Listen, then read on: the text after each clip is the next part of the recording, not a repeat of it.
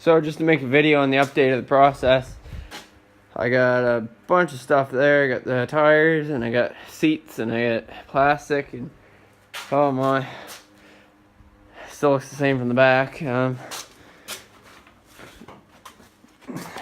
see inside. It's extremely dark. Just a sec. Alright, I don't know if you can see any better or not, but this is inside. You can see there's not a lot of rust until you get to that side, and then there is quite a little bit.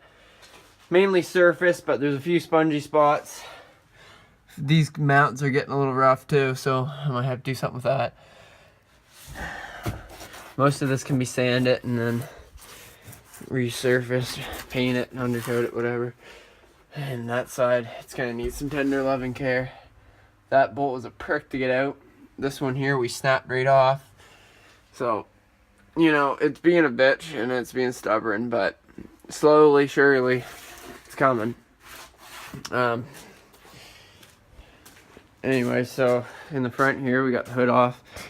And I'm looking at mounts and I'm trying to see what I gotta take off to get it apart. Well, there's one guy there and then one on the other side, and those are a prick too, because you start loosening that and the whole thing turns.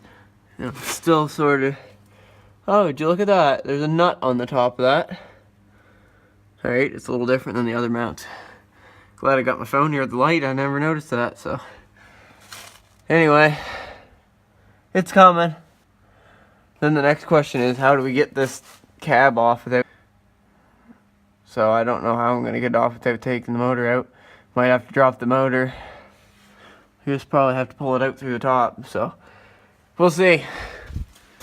Anyway, the process is coming. And if you guys know anything about it, be sure to leave a comment and let me know. Anyway, that's it for me.